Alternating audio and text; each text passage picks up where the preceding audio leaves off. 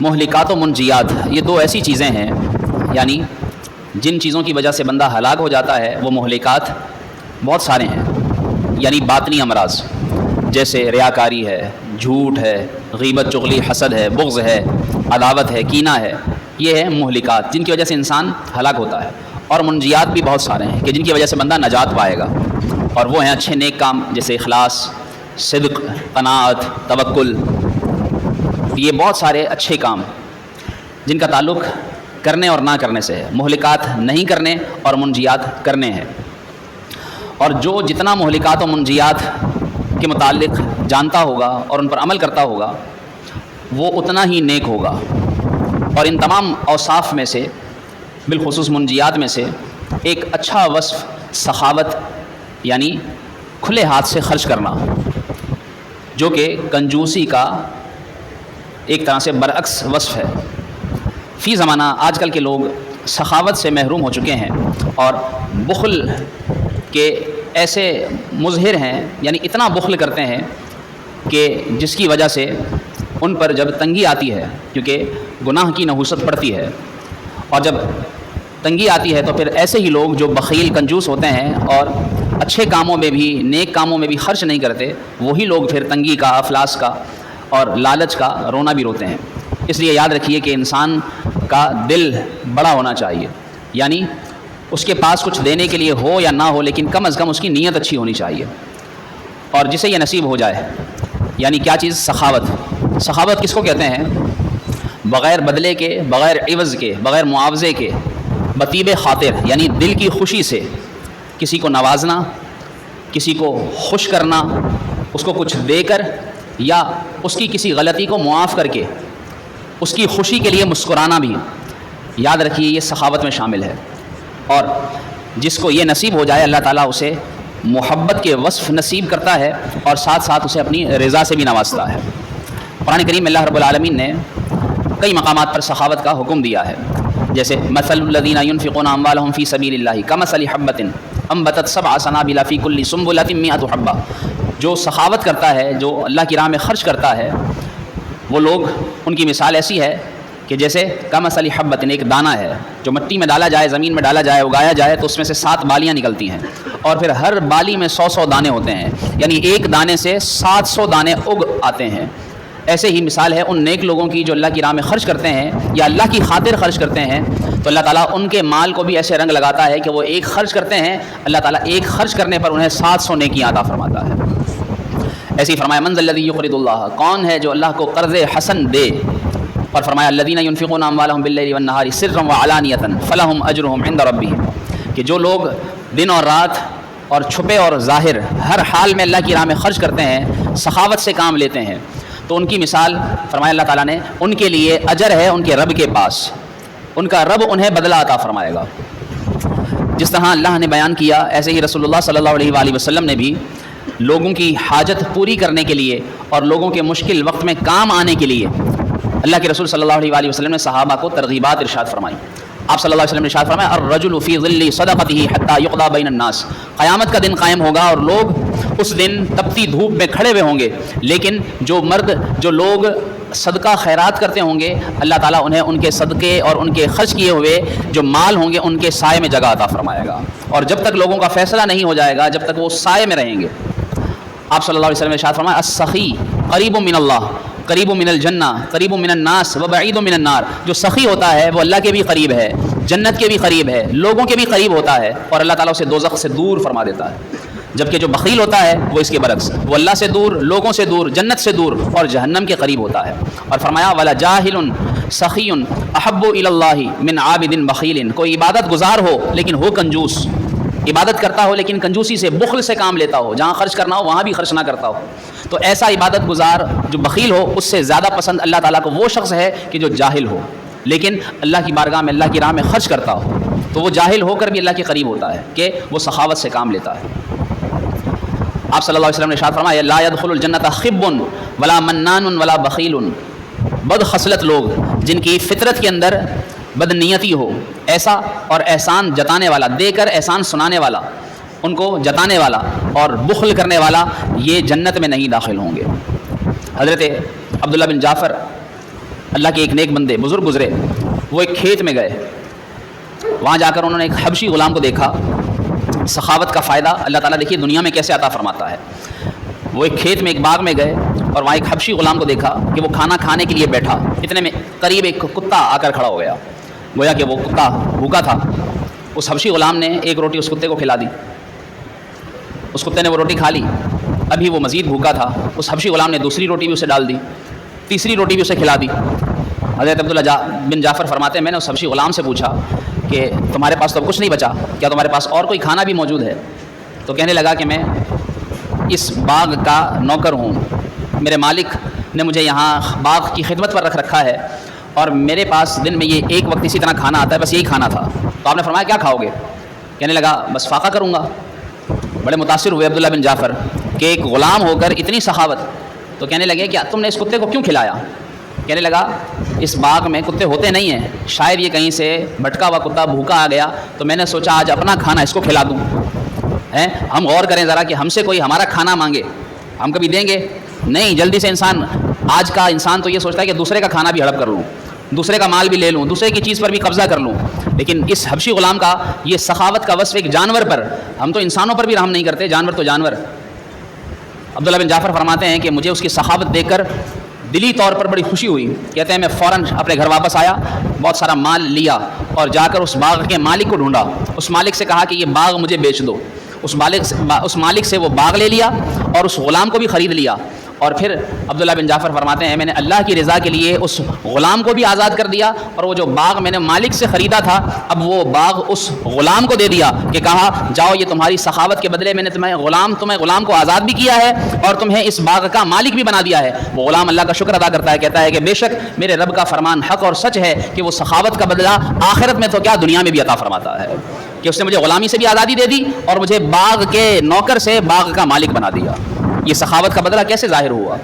تو معلوم ہوا کہ اللہ کی راہ میں خرچ کرنا، اللہ کی راہ میں دینا اور بالخصوص لوگوں کی مشکل دور کرنا، ان کی تکلیف دور کرنا، ان کے وقت پر کام آنا، یہ سخاوت کہلاتا ہے۔ اور ہم اگر دیکھیں اپنے پیارے آقا رسول اللہ صلی اللہ علیہ وآلہ وسلم، اللہ کے آخری نبی کی سخاوت کہ آپ صلی اللہ علیہ وسلم بھی لوگوں کی حاجت پوری کرنے میں ہمہ وقت کمر بستہ رہتے تھے، آپ لوگوں کی حاجتیں پوری کرتے تھے۔ آپ صلی اللہ علیہ وسلم نے ارشاد فرمایا، کتنی بڑی بات آپ نے ارشاد فرمایا دل خوش کرنا، کسی کا دل خوش کرنا، کسی کی تکلیف دور کرنا اور کسی کا قرض چکانا اور کھانا کھلانا۔ آپ نے فرمایا احب الی من ان اعتکف، کہ فرمایا اس بات سے کہ میں کہاں فی ہذا المسجد، آپ نے فرمایا کہ میں مسجد نبوی میں 1 مہینے کا اعتکاف کروں، مجھے اس سے زیادہ اچھا زیادہ پسند یہ ہے کہ میں لوگوں کی مصیبتیں دور کروں۔ 1 مہینے کے اعتکاف سے بڑھ کر مجھے یہ پسند ہے کہ میں لوگوں کا دل خوش کروں، کہ میں ان کے کام آؤں، ان کا قرض چکاؤں، ان کو کھانا کھلاؤں۔ یہ آپ صلی اللہ علیہ وسلم کی سخاوت ہے۔ آپ صلی اللہ علیہ وسلم سے متعلق روایتوں میں آیا کان رسول اللہ صلی اللہ علیہ وسلم اجود الناس، کہ آپ صلی اللہ علیہ وآلہ وسلم لوگوں میں سب سے زیادہ سخاوت کرنے والے تھے۔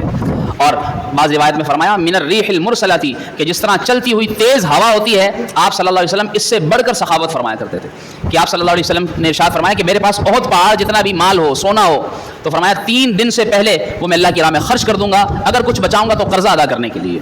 کتنا آپ صلی اللہ علیہ وسلم کی سخاوت۔ آپ صلی اللہ علیہ وسلم سے متعلق علماء نے لکھا، روایتوں میں آتا ہے کہ جب بھی آپ صلی اللہ علیہ وسلم سے کچھ مانگا جاتا، اگر نہ دینا ہوتا تو یا تو خاموش رہتے یا پھر چہرہ پھیر لیتے، ورنہ آپ کی عادت یہ ہوتی تھی ما سئل النبی عن شیء قط فقال لا، کہ آپ صلی اللہ علیہ وسلم سے جب بھی سوال کیا گیا ہو تو آپ صلی اللہ علیہ وسلم نے کبھی لا کہا ہو، ایسا کبھی نہیں ہوا، یعنی نہیں یہ نہیں فرمایا، بلکہ جب بھی کوئی مانگتا تھا آپ صلی اللہ علیہ وسلم اسے عطا فرماتے تھے، آپ اسے دیا کرتے تھے۔ یہ آپ کی سخاوت کا عالم تھا۔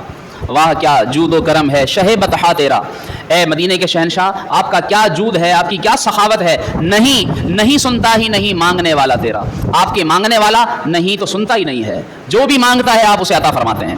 آپ صلی اللہ علیہ وسلم کی دنیاوی عطاؤں کا اگر ذکر دیکھا جائے تو کتابوں میں آتا ہے کہ ایک شخص آپ کے پاس حاضر ہوا، کافر تھا، اس نے دیکھا میں آزماؤں اس نبی کو، مسلمانوں کے اس نبی محمد کو دیکھوں کہ یہ کتنا نوازتے ہیں، اس نے کہا کہ مجھے کچھ دیجئے۔ اتفاق سے اس وقت آپ صلی اللہ علیہ وآلہ وسلم کو کسی نے اتنی بکریاں کہ جو 2 پہاڑوں کے بیچ گھاٹی میں جمع تھیں وہ بکریاں ہدیہ کی تھی۔ آپ صلی اللہ علیہ وسلم نے فرمایا جاؤ یہ ساری بکریاں تمہاری ہیں، میں نے تمہیں دے دی ہیں۔ وہ اتنا خوش ہوا، وہ کافر ہو کر اپنی جا کر قوم میں اعلان کیا، کہنے لگا یا قوم اسلموا فإن محمدا يعطي عطاء لا يخشى الفاقة، فرمایا اے میری قوم مسلمان ہو جاؤ، دیکھو مسلمان کا نبی کتنا سخی ہے کہ جب یہ کسی کو دیتے ہیں تو پھر اس کے بعد کبھی فاقے کا ڈر نہیں رہتا، اتنا عطا فرماتے ہیں۔ وہ خود بھی مسلمان ہوا اور اس کی قوم بھی مسلمان ہو گئی. یہ میرے آقا کی سخاوت ہے. غزوہ حنین کے موقع پر صفوان نامی شخص کو آپ صلی اللہ علیہ وآلہ وسلم نے پہلے 100 اونٹ لیے، پھر 100 اونٹ لیے، پھر 100 اونٹ لیے، 300 اونٹ آپ نے سخاوت کے طور پر عطا فرمائے. کتابوں میں لکھا ہے کہ کسی بادشاہ کی عمر بھر کی اگر سخاوت کو جمع کیا جائے تو وہ ایک طرف ہے، اور یہ ایک وقت کی سخاوت رسول اللہ کی ایک طرف نظر آتی ہے. اتنی سخاوت. ایک شخص نے آپ صلی اللہ علیہ وسلم کی بارگاہ میں حاضری کے وقت چادر کا سوال کیا. چادر کون سی تھی؟ ایک عورت رسول اللہ صلی اللہ علیہ وسلم کے لیے وہ چادر لے کر حاضر ہوئی. کہنے لگی کہ میں نے اپنے ہاتھوں سے بنائی ہے، اور وہ بڑی نایاب چادر تھی. وہ چادر رسول اللہ کو ہدیہ کی. آپ صلی اللہ علیہ وسلم نے زیبتن فرمائی. کسی صحابی نے پسند کر لی. وہ چادر سوال کر بیٹھے کہ یا رسول اللہ یہ چادر مجھے اچھی لگی ہے، یہ چادر مجھے عطا فرما دیجیے. کچھ دیر کے بعد رسول اللہ صلی اللہ علیہ وسلم تشریف لے گئے اور وہ چادر طے کر کے دوسرے کپڑے زیبتن فرما کر تشریف لائے اور وہ چادر اس صحابی کو عطا فرما دی. دیگر لوگوں نے ملامت کیا کہ ابھی تو ان کو یہ تحفے میں دی تھی کسی نے، اور یہ نایاب چادر تھی اور تم نے یہ مانگ لی.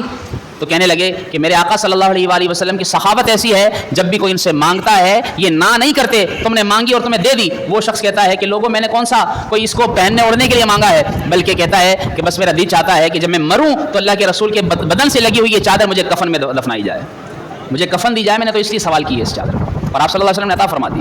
آپ صلی اللہ علیہ وسلم نے حضرت جابر رضی اللہ تعالیٰ عنہ ایک مرتبہ سفر کے موقع پر آپ کا اونٹ بڑا سست رفتاری سے چل رہا تھا.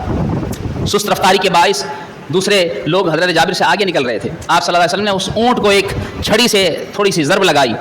کتابوں میں لکھا ہے کہ وہ اونٹ اتنا تیز رفتار ہو گیا کہ سب سے آگے جہاں رسول اللہ صلی اللہ علیہ وسلم چل رہے تھے جس اونٹ پر، وہ اونٹ حضور علیہ السلام کے اونٹ کے برابر آ پہنچا. اتنا تیز رفتار ہو گیا. آپ صلی اللہ علیہ وسلم سے وہ جابر رضی اللہ تعالیٰ عنہ اونٹ پر چلتے چلتے باتیں کر رہے ہیں. پھر آپ کی سخاوت کا عالم دیکھیے کہ جس اونٹ کی وجہ سے حضرت جابر دل برداشتہ تھے، وہ اونٹ ایک تو تیز ہو گیا، اسے تیز کر دیا میرے آقا نے. اور اس کے بعد آپ صلی اللہ علیہ وسلم نے فرمایا جابر یہ اونٹ بیچو گے؟ خاطر خوش کرنا دیکھیے کتنی دل جوئی ہے، کتنا مسلمان کا دل خوش کرنا ہے. میرے آقا کی سخاوت. آپ صلی اللہ علیہ وسلم فرماتے جابر اونٹ بیچو گے؟ حضرت جابر رضی اللہ تعالیٰ عنہ کہتے ہیں یا رسول اللہ کہ آپ کا جو حکم ہو. کہتے ہیں ایک اوقیہ سونا اس کا بدلہ یعنی اس کی اجرت، اس کی قیمت طے پائی. مدینے پہنچ کر حضرت جابر رضی اللہ تعالیٰ عنہ نے وہ اونٹ حضور علیہ الصلوۃ والسلام کے دروازے کے پاس باندھ دیا. حضرت جابر نے جب اونٹ باندھ دیا تو رسول اللہ صلی اللہ علیہ وسلم نے حضرت بلال حبشی کو وہ اونٹ کی مہار تھام کر فرمایا یہ ایک اوقیہ سونا بھی لے کر جاؤ اور یہ اونٹ بھی جابر کو دے کر آؤ، کہو کہ میں نے تم سے خریدا تھا، یہ قیمت بھی تمہاری ہے، یہ اونٹ بھی تمہارا ہے. کیسی میرے آقا کی سخاوت ہے. چیز بھی اسی کی، پیسے بھی دے دیے، چیز بھی دے دی. ہم نے کبھی ایسا کیا کہ کسی کا یوں دل خوش کیا ہو؟ میرے آقا صلی اللہ علیہ وآلہ وسلم.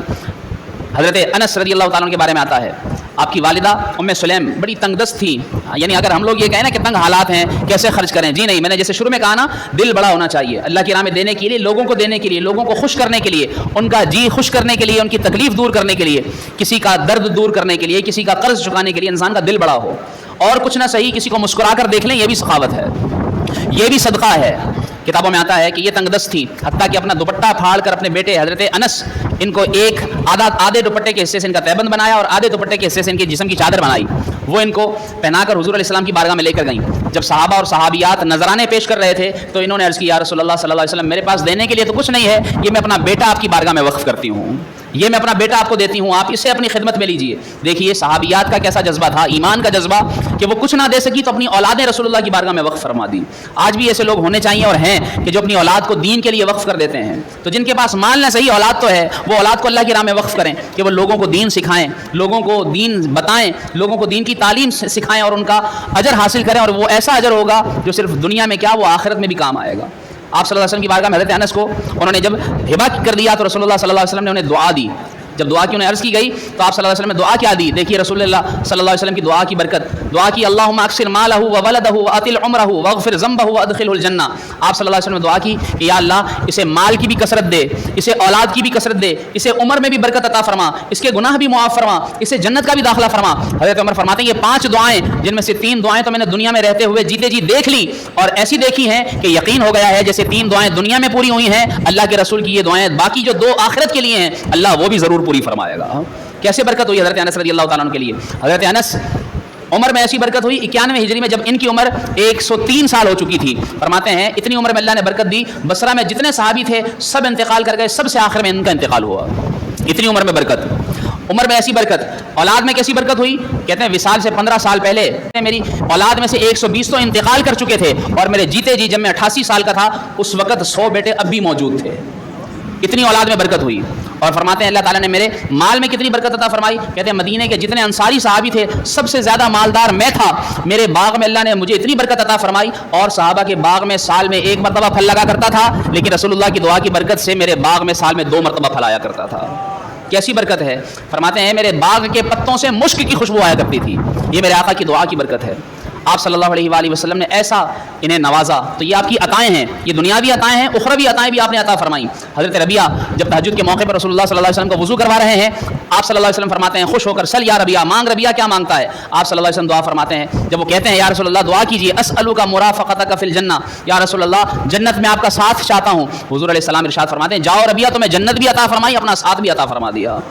آخرت کی یہ عطائیں ہیں. میرے آقا صلی اللہ علیہ وسلم یوں عطا فرماتے ہیں اب تنگی داماں پہ نہ جا اور بھی کچھ مانگ, آج ہیں وہ مائل باتا اور بھی کچھ مانگ, ہیں وہ متوجہ تو دعا اور بھی کچھ مانگ, جو کچھ تجھے ملنا تھا ملا اور بھی کچھ مانگ. سرکار کا در ہے یہ در شاہاں تو نہیں ہے, جو مانگ لیا اور بھی کچھ مانگ. جن لوگوں کو شک ہے کہ کرم ان کا ہے محدود, ان لوگوں کی باتوں پہ نہ جا اور بھی کچھ مانگ. اس در پہ یہ انجام ہوا حسن طلب کا, جھولی میری بھر بھر کے کہا اور بھی کچھ مانگ. سلطان مدینہ کی زیارت کی دعا کر, جنت کی طلب چیز ہے کیا اور بھی کچھ مانگ. دے سکتے ہیں کیا کچھ کہ وہ کچھ دے نہیں سکتے, یہ بحث نہ کر ہوش میں آ اور بھی کچھ مانگ. پہنچا ہے جو اس در پہ تو رہ کے نصیراج, آواز پہ آواز لگا اور بھی کچھ مانگ. رسول اللہ صلی اللہ علیہ وسلم کی بارگاہ میں حضرت علی حاضر ہے, ایک عربی جسے رسول اللہ صلی اللہ علیہ وسلم نے خوش ہو کر پہلے جب اس نے کچھ مانگا تو آپ صلی اللہ علیہ وسلم نے رخ پھیرا, لیکن اس نے اصرار کیا تو آپ صلی اللہ علیہ وسلم نے ارشاد فرمایا سل ما شئت, اے عربی, اے بدو دیہاتی, مانگ کیا مانگتا ہے. حضرت علی فرماتے ہیں مجھے اس عربی کی قسمت پر رشک آیا کہ میرے آقا نے اسے کھلا اختیار دے دیا کہ کیا مانگتا ہے. اور صحابہ سوچتے ہیں کہ دیکھتے ہیں کیا مانگتا ہے, سوچ رہے تھے کہ یہ بہت بڑی چیز مانگے گا. اس عربی نے عرض کیا آپ کا اونٹ جو سواری کا اونٹ ہے میں آپ سے یہ مانگتا ہوں, یہ آپ دے دیجئے. آپ صلی اللہ علیہ وسلم نے فرمایا کہ تیرے اور موسیٰ کی بڑیا کے سوال میں کتنا فرق ہے. یعنی جب حضرت موسیٰ علیہ السلام بنی اسرائیل کو لے کر دریا پار کر رہے تھے تو اس وقت اللہ تعالیٰ نے حضرت موسیٰ علیہ السلام کو حکم دیا کہ اے موسیٰ جہاں سے گزر رہے ہو یہاں سے یوسف کا جسم جو یہاں دفن ہے انہیں بھی اپنے ساتھ لیتے جاؤ. حضرت موسیٰ علیہ السلام اللہ کے حکم کے مطابق بنی اسرائیلیوں میں اعلان کرتے ہیں کہ کس کو پتہ ہے موسیٰ کی قبر. اس وقت لوگوں کی عمریں بھی بڑی بڑی ہوا کرتی تھی, تو اس وقت ایک بڑھیا موجود تھی, وہ کہتی ہے مجھے اے موسیٰ مجھے یوسف کی قبر کا پتہ ہے, میں اس وقت سے زندہ ہوں جب میرے سامنے ان کو دفنایا گیا تھا, مجھے پتہ ہے اس کی قبر کہاں ہے. تو حضرت موسیٰ علیہ السلام فرماتے ہیں بتاؤ. کہتی ہے کہ بتاؤں گی نہیں, پہلے ایک شرط ہے, جنت بھی چاہیے اور آپ کا پڑوس بھی چاہیے. حضرت موسیٰ علیہ السلام فرماتے ہیں جنت تو دی, آپ کا اپنا پڑوس میں تمہیں کیوں دوں. کہتی ہے کہ یہ دو گے تو میں بتاؤں گی قبر کہاں ہے. اللہ تعالیٰ ارشاد فرماتا ہے کہ موسیٰ دے دو, تمہارا کیا جاتا ہے. بڑھیا بڑے حسن عقیدہ سے مانگ رہی ہے, جنت بھی مانگ رہی ہے وہ بھی دے دو, تمہارا ساتھ مانگ رہی ہے وہ بھی دے دو. حضرت موسیٰ علیہ السلام بتا دیتے ہیں, دے دیتے ہیں, کہتے ہیں کہ جاؤ تمہیں اپنا ساتھ جنت میں دیا. پھر وہ بڑھیا اس قبر کا بتاتی ہے. حضرت موسیٰ علیہ السلام یوسف علیہ السلام کی قبر سے آپ کا جسم اقدس اپنے ساتھ لے کر مصر جاتے ہیں اور پھر وہاں آپ کا مزار بنایا جاتا ہے. تو حضرت نبی کریم صلی اللہ علیہ وسلم اس عربی سے کہتے ہیں کہ اے عربی, اس بڑھیا کے سوال میں اور تیرے سوال میں کتنا فرق ہے. تو نے مانگا تو اونٹ مانگا, تو بھی اگر اس بڑھیا کی طرح جنت بھی مانگتا اور میرا ساتھ بھی مانگتا, جیسے موسیٰ نے اپنی اس بڑھیا کو جنت بھی دی اور اپنا ساتھ بھی دیا تھا, میں بھی تجھے اپنا ساتھ اور اپنی جنت بھی عطا فرما دیتا. یہ میرے آقا صلی اللہ علیہ وسلم کی عنایتیں ہیں, یہ شان ہے. آپ صلی اللہ علیہ وآلہ وسلم تو جانوروں کو بھی عطا فرماتے تھے. کوئی اونٹ فریاد کرتا یا رسول اللہ میرا مالک مجھے چارہ نہیں دیتا, آپ اسے بھی سخاوت سے نوازتے تھے, اس کے مالک کو سمجھاتے کہ اس کو دیا کرو. ایک ہرنی جس کو ایک شکاری نے پکڑ لیا تھا, وہ بڑی حسرت بھری نگاہوں سے رسول اللہ کو دیکھتی ہے. آپ صلی اللہ علیہ وسلم ارشاد فرماتے ہیں کہ اسے چھوڑ دو. کہتا ہے کہ اس کی ضمانت کون لے گا. آپ صلی اللہ علیہ وسلم فرماتے ہیں میں ضمانت دوں گا. اس ہرنی کو چھوڑتا ہے, وہ شکاری, وہ ہرنی دوڑتی ہوئی جاتی ہے جا کر, اور پھر کچھ دیر کے بعد جب نہیں آتی تو وہ شکاری کہتا ہے کہ میں نے تو کہا تھا کہ جانور کی ضمانت آپ لے رہے ہیں. آپ نے فرمایا مجھے یقین ہے وہ ضرور آئے گی. کتابوں میں آتا ہے کہ کچھ دیر کے بعد وہ ہرنی واپس آ گئی. واپس آتی ہے تو شکاری پوچھتا ہے کہ اس کی ضمانت کیسے لی. آپ نے فرمایا یہ ہرنی کہہ رہی تھی میرے بچے بھوکے ہیں انہیں دودھ پلا کر آؤں گی. وہ دودھ پینے کے لیے پلانے کے لیے وہ ہرنی جاتی ہے. تو آپ صلی اللہ علیہ وسلم فرماتے ہیں یہ وہ اجازت لے کر گئی تھی, اور جب مجھ سے اجازت لے کر گئی تھی تو یہ مجھے جانتی ہے کہ میں اللہ کا رسول ہوں. وہ شکاری جو کافر تھا وہ کہتا ہے آپ تو جانوروں کو بھی اتنا عطا فرماتے ہیں, مجھے بھی دیجیے. آپ فرماتے ہیں مسلمان ہو جا. فرماتے ہیں وہ کلمہ پڑھتا ہے, حضور علیہ السلام فرماتے ہیں جاؤ میں نے تمہیں جنت عطا فرما دی. کیا میرے آقا کی شان ہے. جانوروں کی بھی عطا فرماتے ہیں. استوانا حنانا, آپ صلی اللہ علیہ وسلم جس لکڑی کے ممبر سے ٹیک لگا کر خطبہ دیا کرتے تھے, وہ ممبر آپ صلی اللہ علیہ وآلہ وسلم کا کی کتابوں میں لکھا ہے کہ جب اس کی جگہ ایک ممبر تیار کر دیا گیا لکڑی کا, صحابہ بیٹھے ہیں جمعے کے دن, خوب مسجد سے رونے کی آواز آ رہی ہے. صحابہ پریشان ہے, رونے کی آواز کہاں سے آ رہی ہے. آپ صلی اللہ علیہ وسلم کھڑے ہوتے ہیں اور اس لکڑی کا وہ جو تنا تھا جس سے ٹیک لگا کر آپ خطبہ دیا کرتے تھے اس کے پاس جاتے ہیں, اسے ایسے تسلی دیتے ہیں جیسے سسکتے ہوئے بچے کو تسلی دی جاتی ہے, اور اتنی دیر تک تسلی دیتے ہیں کہ وہ سسکتے آخر چپ ہو جاتا ہے. تو آپ صلی اللہ علیہ وسلم ارشاد فرماتے صحابہ یہ ستون, لکڑی کا جو ستون تھا جس سے میں ٹیک لگا کر خطبہ دیا کرتا تھا, اس سے ہٹا دیا گیا تھا, یہ میرے فراق میں رو رہا تھا کہ مجھ سے میرے آقا دور ہو گئے ہیں, اب یہ کہتا تھا کہ مجھے بھی اپنے پاس بلایا جائے. فرماتے ہیں حضور علیہ الصلوۃ والسلام نے کہ میں سے اسے سسکی دی ہے, اور پھر جب اس نے مجھ سے کہا, میں نے اس سے کہا کہ کیا چاہتے ہو, چاہو تو تمہیں وہیں لگا دیا جائے, تم ہرے بھرے ہو جاؤ گے, یا پھر تم جنت میں لگا دیے جاؤ, وہاں جنت ہی تمہارا پھل کھائیں. تو اس نے مجھ سے کہا کہ یا رسول اللہ جنت چاہیے. تو آپ صلی اللہ علیہ وسلم نے فرمایا میں نے اسے خوشخبری دے دی ہے, اللہ اسے جنت میں داخل فرمائے گا اور جنت کے لوگ اس کا پھل کھایا کریں گے. یہ میرے آقا کی شان ہے. تو اس لیے سخاوت ایسا وصف ہے جسے اپنائیے, لوگوں کو دیجیے, خوش کیجیے, لوگوں کی تکلیف دور کیجیے, لوگوں کے کام آئیے, ان کا قرض دور کیجیے, انہیں کھانے کی ضرورت ہے کھانا دیجیے. یہ میرے آقا کی سخاوت کے چرچے ہیں, یہ ذکر ہے آپ صلی اللہ علیہ وسلم کی سخاوت کا. اسے اپنائیے, آج اپنے دل کو بڑا کیجیے. جس چیز کی لوگوں کو ضرورت ہو اور آپ دے سکتے ہیں, کچھ تو دے سکتے ہیں, لاکھ نہ صحیح 100 صحیح, سونا صحیح, مسکراہٹ صحیح, کچھ تو دے سکتے ہیں, وہ دیجیے. لوگوں کو خوش کیجیے, جتنا آپ لوگوں کو دیں گے اتنا اللہ تعالیٰ آپ کو عطا فرمائے گا. اللہ تعالیٰ ہم سب کو عمل کرنے کی توفیق عطا فرمائے. آمین بجاہ النبی امین صلی اللہ علیہ وسلم.